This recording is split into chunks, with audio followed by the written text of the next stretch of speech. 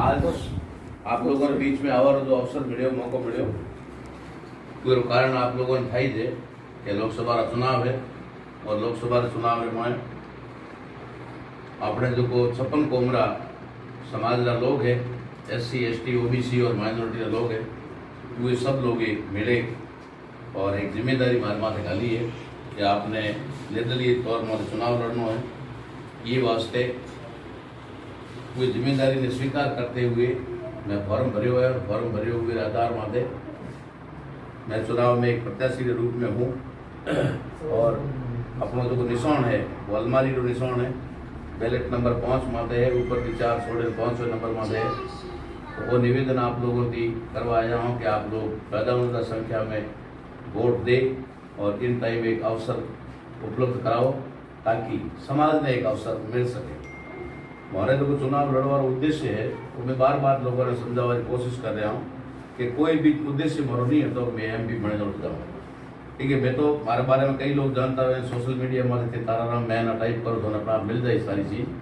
मैं तो 30-35 साल की लगातार समाज सेवा में हूँ और एक नॉन पॉलिटिकल एक सामाजिक प्योर सामाजिक संगठन के साथ मेरे काम करने वाला आदमी। लेकिन ये टाइम स्थिति ऐसी पैदा हुई कि लोग क्यों कि भाई जड़ तक बाबा साहब अम्बेडकर ये कहावत थी बाबा साहब अम्बेडकर कोटेशन है बोली कि जब तक अच्छे लोग राजनीति से दूरी बना के रखते हैं तब तक जो है बुरे लोग सत्ता पर काबिज होते हैं। तो राजनीति को हमको सबको यही कहा गया राजनीति गंदी चीज़ है, राजनीति गंदी चीज़ है, इससे दूर रहना चाहिए, राजनीति गंदी चीज़ है। लेकिन हमको गंदी बता करके और वो वहाँ पर सत्ता में बैठे हुए उनकी वजह से हमारी समस्याओं का समाधान नहीं हो पा रहा है। देश की बढ़ती हुई बेरोजगारी कम नहीं हो रही है। देश में शिक्षा का स्तर बिल्कुल गिरता जा रहा है। विश्व गुरु के नाम पर राष्ट्र को जो कहा जा रहा है, लेकिन आज स्थिति ये है कि देश का 90% आम नागरिक जो है 5 किलो गेहूं के लिए मोहताज है, अपने घर बनाने के लिए मोहताज है, अपने आम सुविधाओं के लिए लाचार है, इलाज के लिए उसको घर बेचना पड़ता है या फिर जमीन बेचनी पड़ती है। ये जो हालात है ये सब निर्माण हुए हैं इन 75 सालों में। जबकि इन 75 सालों में अगर देश संविधान के मुताबिक चलता, भारत का संविधान जो दुनिया का सबसे बेहतरीन संविधान है, अगर उस पर 100% अमल होता और संविधान के मुताबिक अगर देश चलता तो आज रियल में देश विश्व गुरु होता और उससे कोई दुनिया की ताकत रोकने वाली नहीं थी। लेकिन आज देश के हालात ऐसे हो रहे हैं जो आज से 30-35 साल पहले जो हालात चाइना के थे, चाइना में जो भूखमरी थी, चाइना की जो गरीबी थी, उससे भी बदतर हाल भारत के आज की तारीख में हो रहे हैं। हम लोग जी रहे हैं। हमारी स्थिति क्या है मालूम है? हमारी स्थिति ये है, थोड़ा सा प्लीज, जैसे एक मेंढक होता है, उस मेंढक को उबलते हुए पानी में डालो, उबलते हुए पानी में मेंढक को डालोगे तो मेंढक क्या करेगा? उछल करके बाहर निकल जाएगा, क्योंकि उसे लगेगा गर्म पानी है, उबलता हुआ पानी है, तो वो उछल के बाहर पड़ेगा। लेकिन अगर उसी मेंढक को ठंडे पानी में बिठा दो और फिर उसको आग पे बर्तन को रख दो, पानी धीरे धीरे गर्म होगा, वो अपने आप को एडजस्ट करेगा। पानी गर्म होगा, वो एडजस्ट करेगा और एक समय ऐसा होगा कि पानी उबलने लगेगा और मेंढक बाहर भी नहीं निकल पाएगा। वही स्थिति आज हमारी कर दी है। हम लोगों को धीरे धीरे एक स्लो पॉइजन की तरह इस स्थिति में लाया कि आज हम किसी भी प्रकार की कोई क्रांति करने के काबिल नहीं है। हम लोग अपनी रोजी रोटी में उलझे हुए हैं, किसी की कोई समस्या, किसी की कोई समस्या है। इस तरीके से आदमी है कि वो सिर नहीं उठा पा रहा है, जबकि पूरे देश के अंदर बहुत बड़े पैमाने पे एक कह सकते हैं कि बर्बादी का आलम छाया हुआ है, चारों तरफ दिखाई दे रहा है।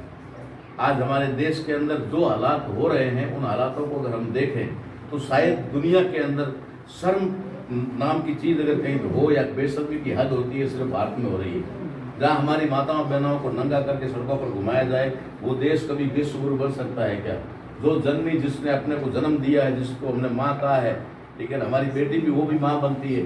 तो उन बेटियों को और बहनों को अगर देश के अंदर नंगा करके सड़कों पर घुमाया जाए और सरकार में सत्ता में बैठे हुए नेता उस पर मौन हो जाए, ना बोले, इससे बड़ी तो मेरे साथ दुर्दशा कभी भी दुनिया में किसी देश की नहीं हो सकती।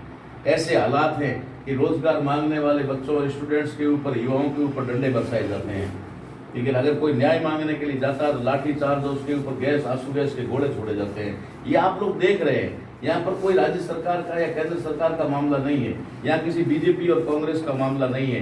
बीजेपी और कांग्रेस का मामला सिर्फ और सिर्फ मैं इतना मानता हूँ, जैसे कि आज से 40, 50, 60 साल पहले गांव में सिर्फ बनियों की दुकानें होती थी, हमारे लोगों की दुकानें नहीं होती थी, बनियों की दुकानें होती थी। तो 2 बनियों की दुकान होती थी, एक उधर और एक उधर, ठीक है। उस बनिए के पास जाते थे तो बनिया क्या कहता था, उसके पास खोटा माल है, ठीक है, उधर से मत लेना, वो नकली लाता है, ये करता है, वो करता है, ठीक है। उसके पास जाओ तो वो कहता है उसके पास नकली है, उसके पास मत जाना, जबकि दोनों का माल एक ही फैक्ट्री से आता है, दोनों का माल एक ही फैक्ट्री से आता है, लेकिन वो कहता है उसके पास खोटा है, वो कहता है उसके पास खोटा है। तो कांग्रेस और बीजेपी जो है ये एक ही प्रोडक्ट है, इसको अलग समझ करके हमारे लोगों ने 75 साल भूल की, 75 साल भूल की है। इसलिए आज की स्थिति ये है कि हम कांग्रेस बदल के बीजेपी लाते हैं, बीजेपी बदल के कांग्रेस लाते हैं। सत्ता के अंदर केंद्र में भी इस बार मुझे ऐसा लग रहा है कि इस बार वो आरएसएस के लोग या जो भी लोग हैं, कह सकते हैं कि वो लोग हैं, वो आराम से कांग्रेस को लाएंगे, क्योंकि 10-10 साल का पैक्ट है। 10 साल मनमोहन सिंह कांग्रेस के रहे, 10 साल नरेंद्र मोदी जी रहे, अब 10 साल फिर कांग्रेस को लाने का उनका प्लानिंग है। तो ऐसा हो सकता है, लेकिन उन दोनों में कभी अर्थ अलग नहीं है, वो हम उसको अलग समझते हैं कि हाथ है और फूल है ना, हाथ और फूल इनको अलग समझना हमारी भूल, ये हमारी भूल है। तो दोनों एक है।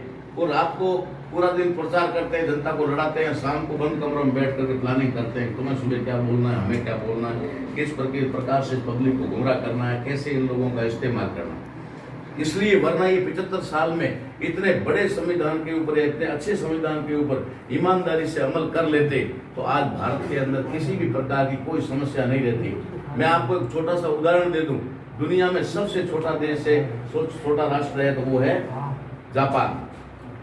जापान सबसे छोटा, और वो भी पूरा देश जो है एकजुट नहीं है, उसमें भी पता नहीं कितने टुकड़े और टापू है, और वे साल में कम से कम 3 बार या 4 बार वो सुनामी के उसके शिकार होते हैं, हर बार उनके ऊपर तबाही आती है। लेकिन आज वो विश्व गुरु के नाम पे जाना जाता है, आज वो पूरी दुनिया में सबसे अमीर देश माना जाता है। चाइना जो कभी भूखमरी पे पहुंच गया था, गरीबी और लाचारी तक पहुंच गया था, इंसान को काट कर खाने की स्थिति में आ गया था, आज वो चाइना पूरे वर्ल्ड में छाया हुआ है, हर घर में हर जेब में चाइना बोल रहा है।